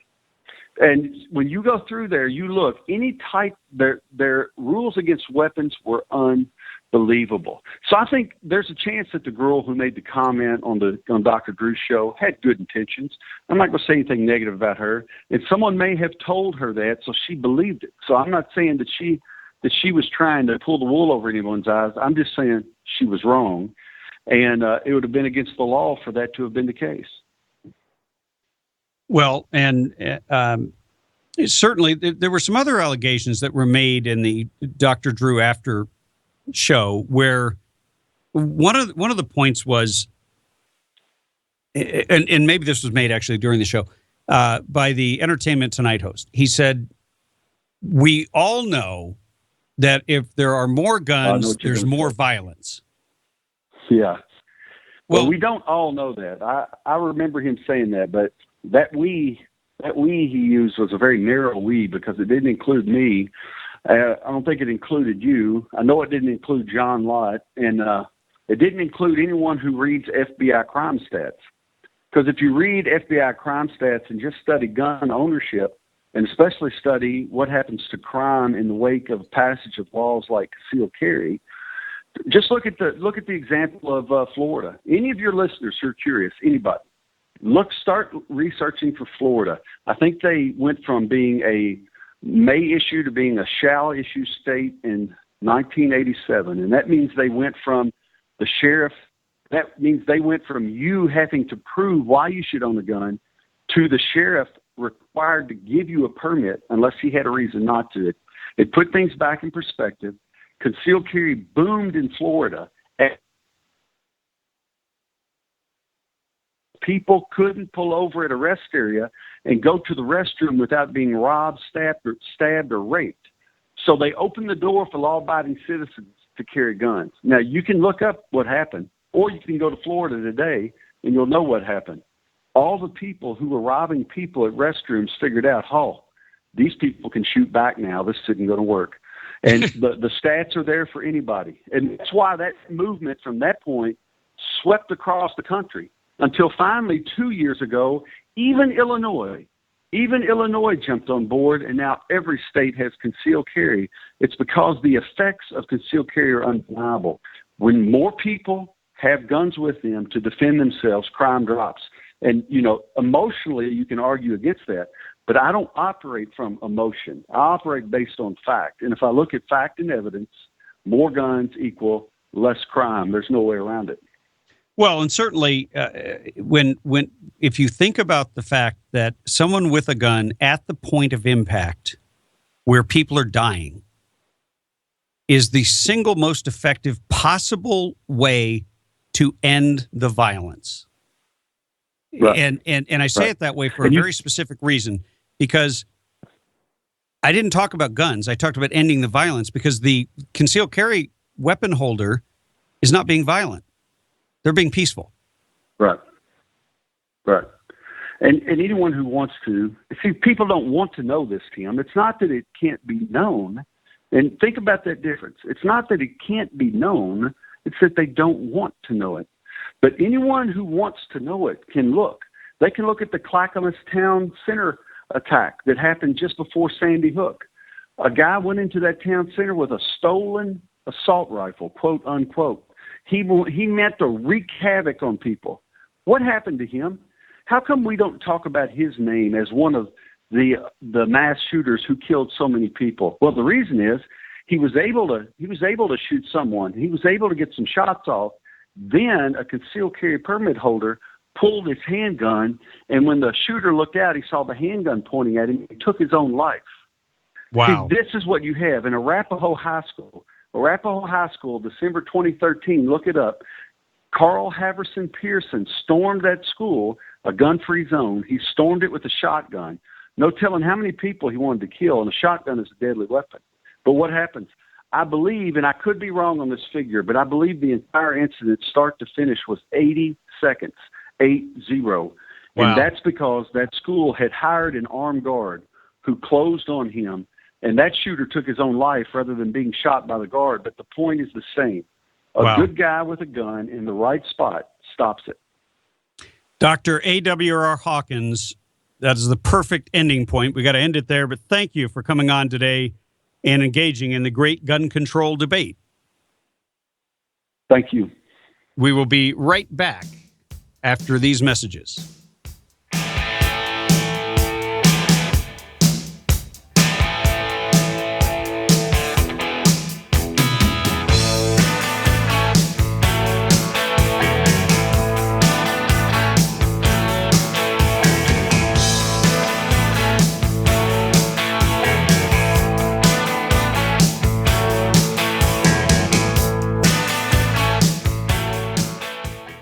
Whether you're an experienced shooter or just buying your first gun, Turner's Outdoorsman has everything you need, along with a knowledgeable and friendly staff to help you find that perfect gear for your next adventure. Turner's now has 18 locations across Southern California, including a Victorville location right on Bear Valley Road.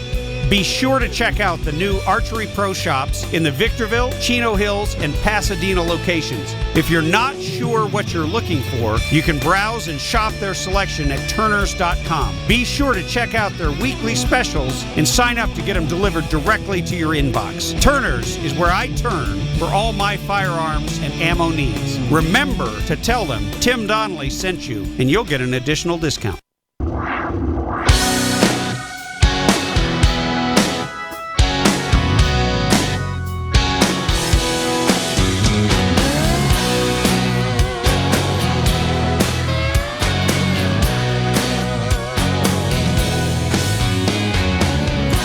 Hey, welcome back to the show. We just concluded the great gun control debate, which initially featured Lisa Bloom of the Bloom Law Firm. She's a trial attorney and also legal analyst at Avo.com, and Dr. A.W.R. Hawkins, who is a PhD in military history, has a master's in other types of history, has too many degrees to mention, but he is one of the foremost authorities that I've encountered on the Second Amendment and on mass shootings and the myths.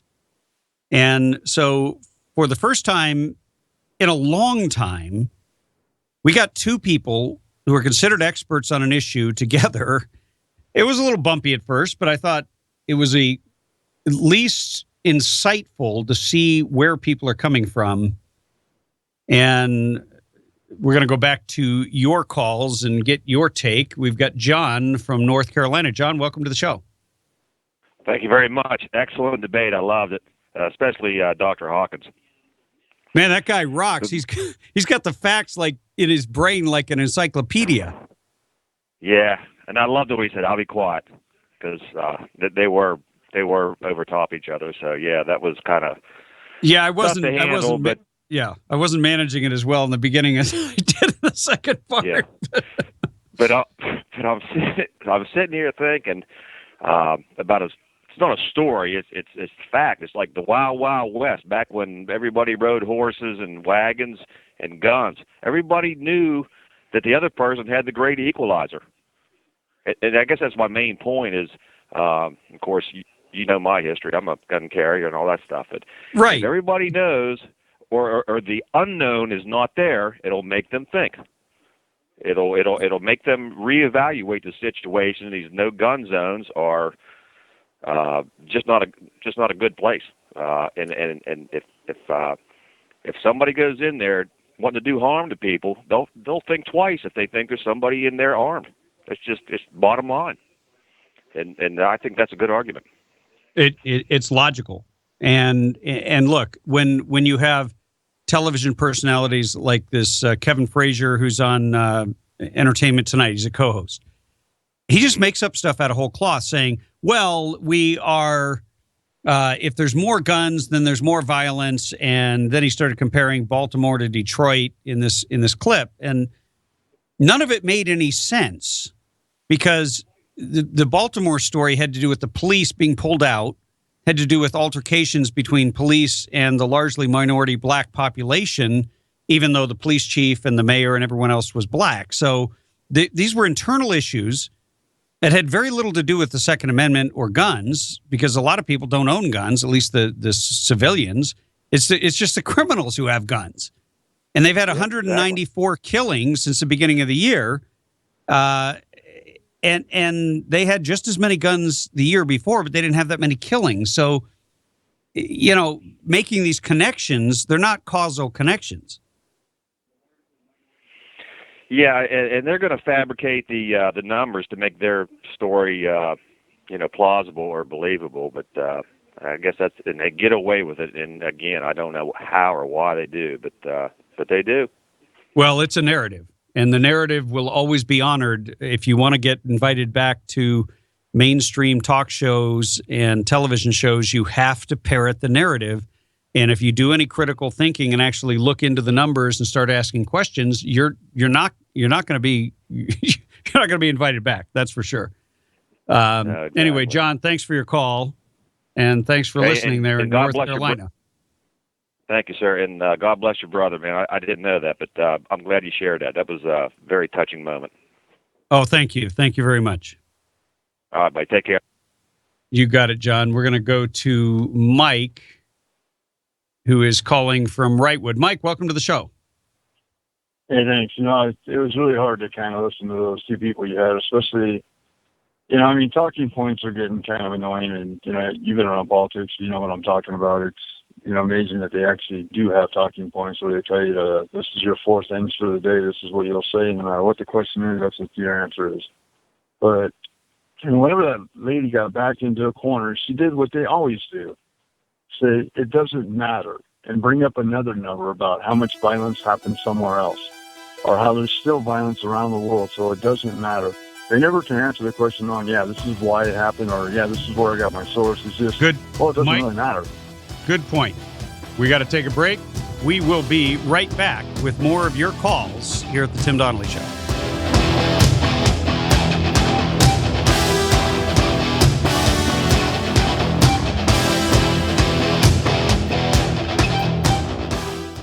Hey, if you like shooting as much as I do, you've probably been to a lot of ranges.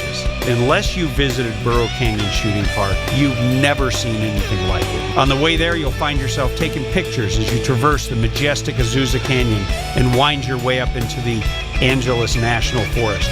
With over 600 acres, including 19 private ranges, there's something for everyone. There's rifle and pistol ranges for beginners, right up to advanced shooters. And there's plenty of spaces to shoot sporting clay. You can make a family day of it, or you can bring a group for team building exercises. Bring a picnic lunch. On the weekends, they provide lunch. And don't worry, they always have ammo in case you forget yours or run out. One thing I can guarantee is that once you visited my friends at Burro Canyon Shooting Park, you'll be hooked and you'll keep coming back. BurroCanyon.com is their website, or call them at 626-910-1344, 626-910-1344.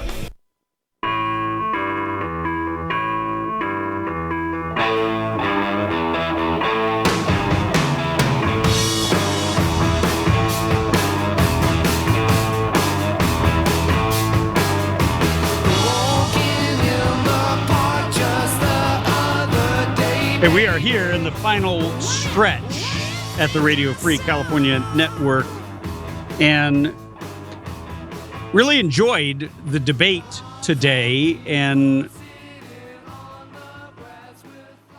there's just something about finally having a discussion with people who don't agree, because people who don't agree rarely talk to each other. If you watched or saw the clip, which we've got a link up at the TimDonnellyShow.com. You just have to go on the post and find where it says click here, and you can see a 4 or 5 minute snippet of my appearance on there. And it's visually, it's a lot easier to see than it is to just hear it on the radio, because you see 4 people sitting on stage and all 4 of them have the exact same view. And I'm seated in the audience as sort of the,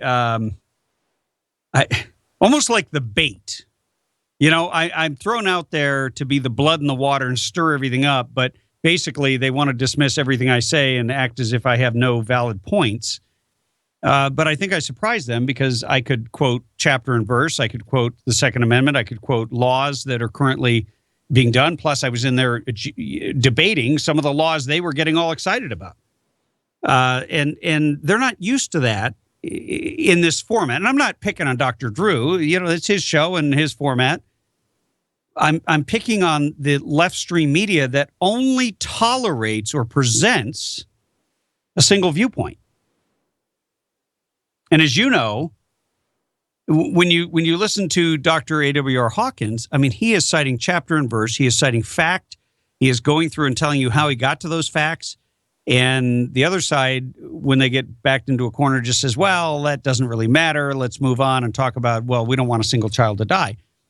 Well, that's debating with emotion. That's all. But when confronted with facts, it's important to modify your outlook or your theories if facts contradict those theories, and those facts can be proven. So I was certainly I was shocked at how shallow the debate was on the Dr. Drew show.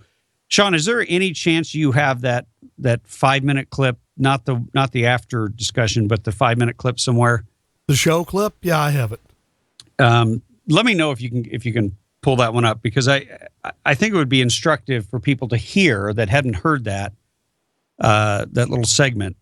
Okay, it's ready when you are. All right, let's go ahead and roll that. This is the Dr. Drew show, I believe, on Tuesday. California law, starting in January, you, Dr. Drew, as a psychiatric professional, me or you or anyone that's a family member that has some concerns about a person being dangerous will be able to go into court and get a restraining order to remove those guns and to prevent that person from having guns. That's a big step forward, a huge step big forward. Safety step. I've been begging for that on this show for days. I've gotten into it, Kevin, with other gun advocates who don't seem to hear me. When I'm not saying let's take the Second Amendment right or even narrow the Second Amendment privilege in any way, except you should want to get on board with that to restrict access to people that shouldn't have it, right? Tim, well, sorry. I was in the assembly when that bill was passed, and the issue that I have with it is very simple. You basically have your guns taken away, your Second Amendment right is denied you for a period of time without a hearing. Mm-hmm. It's a secret hearing that takes place without your participation. So there's no due process. But you know, the one thing that nobody's discussing is what about holding the university accountable and maybe suing them for creating a gun-free zone where you cannot defend yourself. Here's the thing, Drew. I love this. I love this that everybody's saying, if there were more guns, then there wouldn't be more violence. No, if there's more guns, there's going to be more violence. We understand that. Just like when people say, what about the violence in Chicago? Well, Chicago's as violent as Detroit and other cities. But wait a minute. There's a big problem going on in our country, and it needs to be addressed on a grassroots level in a different way. If you arm more people, as we've seen, whether it's Ferguson or other places, more people have guns, and even if it's police or security, it can be dangerous. And Tim, you're wrong about the due process. So in any temporary restraining order, yes, somebody can go in, the other side doesn't come in, you get a restraining order, but then in a very short period of time, probably days, maybe weeks, then everybody has a right to be heard. Then the gun owner can come in and present their side. So we're only talking about taking somebody's guns away for a very short time, and then they can go in front of the judge and they can tell their side. If it was a different type of right, would you be okay with it? Yes, It happens with the Whoa. If it was a right where it was my opinion that person had lost their insight because of a brain disorder, they could be harmed, other people could be harmed. We should all want people restricted in that circumstance. It's crazy that we don't. It's crazy.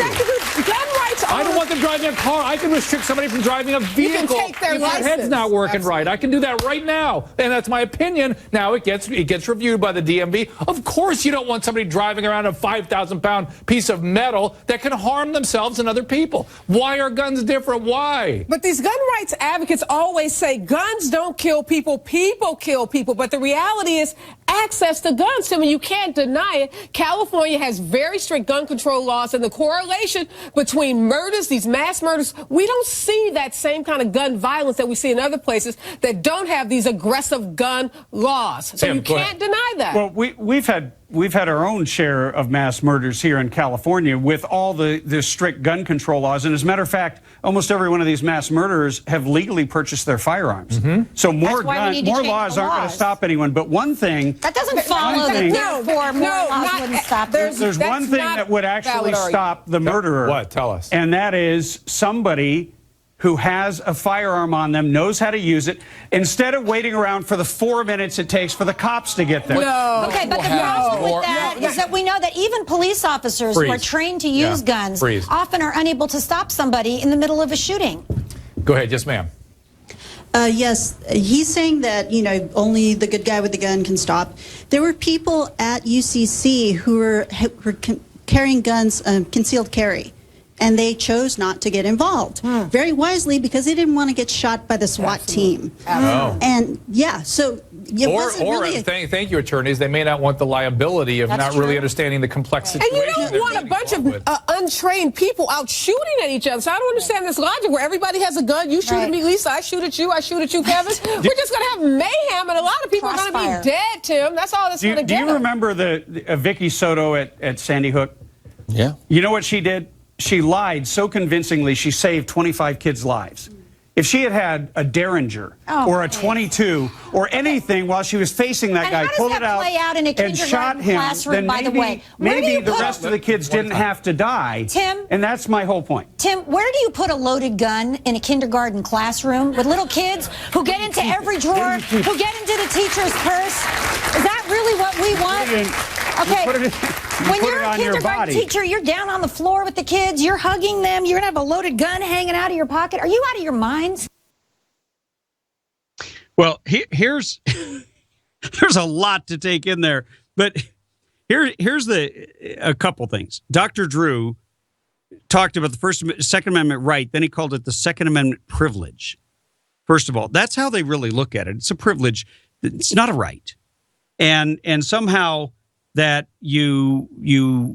because if it's only a privilege, then it can be taken away from you with very little process. It could just be a bureaucratic hearing, number one. And so their understanding of the Constitution and the Bill of Rights is so flawed. And when I asked him, what if this was about another one of your rights being taken away? I should have been a little more clear. I was thinking of the First Amendment. I wasn't thinking of your right to drive, but you at least get a hearing at the DMV. The DMV, you can't just have some doctor come in and say, hey, he shouldn't drive. I mean, there's a hearing and there's a process. But then you had this Kevin Frazier, co-host at Entertainment Tonight. Now, he and one of the other panelists are black. And I was shocked to hear his rendition, first of all, of Ferguson and all the violence in these inner cities, blaming it on the abundance of guns. Well, all of those guns are owned by criminals. Most of them are not in the hands of law-abiding citizens who are actually being victimized by the criminals who don't go through any process or background check or any legality to get their guns. They buy them out of people's houses or the trunks of cars, not gun shows like they always talk about the gun show loophole. But when he mentioned Ferguson, I was thinking, well, Ferguson wasn't about.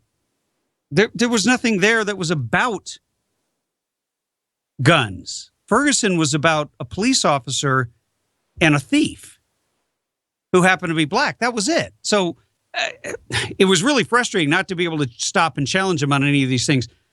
But then the other part when you had the female panelist who's black talking about we don't want to have the Old West. We don't want people shooting each other up, blah, blah, blah. And she went on and on about it. And I asked the point, I don't know if you could hear me, but I said, so basically you only want guns in the hands of cops. Now, mind you, the whole Black Lives Matter movement is completely against cops, hates cops, doesn't trust cops. But these two black panelists want to put all of the power in the hands of a very few, not in the hands of the citizens. They don't recognize your absolute right. They want to infringe that and transfer it over to whether it's cops or, people work at government agencies or people that they consider to be quote unquote trained. That was never how the founders envisioned it. And that isn't what has worked. What has worked is ordinary citizens are the ones who in many cases have stopped these mass killings before they got started, before the police could even arrive. So I know I got to take a break. I'm going to take a quick break. We'll be right back. If you're on hold, stay there, and we'll take your call before we're out of time.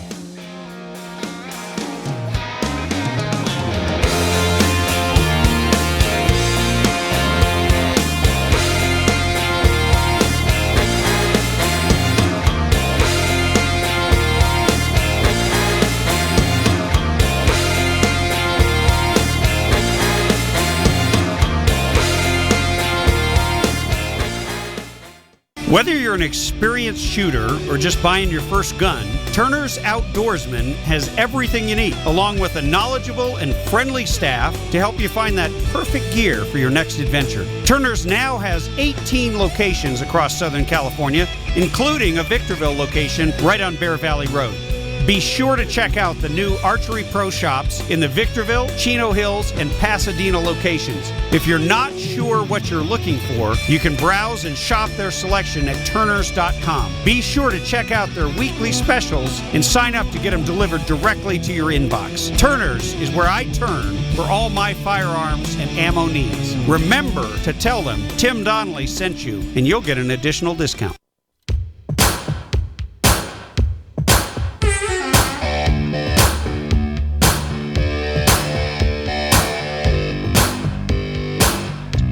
Hey, welcome back to the show. We're going to go straight to the phones where we have someone patiently waiting. Hey, welcome to the show. Hello, Tim. It's Rick from Apple Valley. Hey, Rick. How are you? Pretty good. Hey, you kind of stole some of my thunder there at the end of your thing before the break. But what I was calling about, well, that's all right. We think a lot alike, so that's all good. The lady that was on the show with you there that was flipping out because she thought that kindergarten teachers are going to be carrying guns in their pocket and the kids are going to steal them and shoot everybody. Right. But it's her people that mandated that we have gun safes. And they have bio safes, that can be put up in the cabinets farther up than the kids can reach. Or the kids don't even know about them, and if the teacher owns the gun, why shouldn't they be able to bring their own safe and mount it inside of a cabinet somewhere and only have the weapon in there during their class time and then take it with them when they leave? So she doesn't even know what her side's doing, and the capabilities that our side have brought that to technology-wise, she's clueless on that one. But you hit the nail on the head when it comes to connecting anybody with the gun. These people on that side have no idea about right and wrong. They have no morals whatsoever. So if guns are bad, anybody that touches a gun is bad. And you look at how Hillary Clinton hates the Secret Service that protects her life. And that's a great example right there. These people think that there's no such thing as a good guy with a gun stopping a bad guy with a gun, because everybody with a gun's a bad guy, and they don't want anybody having guns. And when it comes to it, these are the people who put us in gas chambers. They won't even use guns. They will use bulldozers and mass sprays. Well, what was kind of troubling for me, I was just trying to be, a normal person speaking some simple truth. And here I am on this television show, and I'm surrounded by people on the panel. There's 4 of them. who absolutely don't agree with me, and they're ganging up on me. I mean, you could hear Dr. Drew telling them, well, and basically they're whispering bullet points to each other. It was kind of funny. But then the audience, because the audience has been brain numbed and they're zombies, and they've been listening to the media for so long, all they know to do is woot and holler. And, there were a couple of intelligent points made there from a couple different viewpoints from audience members, but a lot of the interaction was just basically just populist culture strictly from the media, not from any fact position or any unique insight into what's really happening, but more what they've heard and then they react to. Oh, yeah, they just shout you down. Hey, I know you've been through the trial by fire running in political campaigns. If I'd have been on that show, they'd have probably had me just staring like a deer in the headlights. Yeah, I thought you did all right. Well, thanks. I enjoyed it. I like being in a setting where I'm outnumbered because I think that's how most of us feel, because of the way the media carries such clout. How come they haven't nominated you for speaker then? Hey, there's a couple people on my Facebook. I've already gotten a couple of votes. Did you see that about getting Newt back? I guess the Constitution doesn't say you have to be a member of Congress at the time you're nominated. No, you don't. You don't. And I think Newt Gingrich. I think Newt Gingrich would be a fantastic choice. He's seasoned. He's an historian, and he is not afraid to engage in confrontational politics, and we need that in the worst possible way. I'll tell you what, I think he may be even a little more conservative than he was back then, and he put up a damn good fight then. Yeah, no, not only more conservative, but more seasoned. He's battle-hardened, but he also knows how to pick his battles. Yep. Well, that was the last good Congress we've had. Yeah, unfortunately.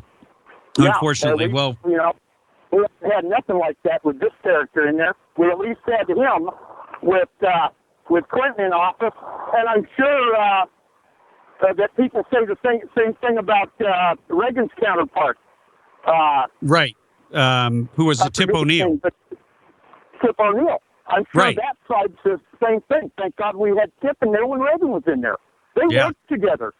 Clinton wasn't an ideologue to the point, and he couldn't at least steal an idea and then run with it and claim it was his idea. And you know what? Newt didn't care. Newt said, hey, I got my way. I don't care. Well, we're going to have to end it there, but thank you, Rick, for your call, and have yourself a great weekend. And we will be back on Monday, 3 to 6, every weekday. TimDonnellyShow.com is where you can find the Radio Free California Network. And I just want to say thank you to those who make this show possible. We've got the acting producer engineer, Sean McNeil, Cassie Cassidy, our intrepid guest booker, all of our sponsors, and you, because without you, we don't have a show. And I want to thank everyone who came on today and made this show a success. I thought it was a lot of fun to have a debate for a change. So maybe we'll be doing that more often. Have a great weekend. God bless you and Godspeed. Tim Donnelly Show out.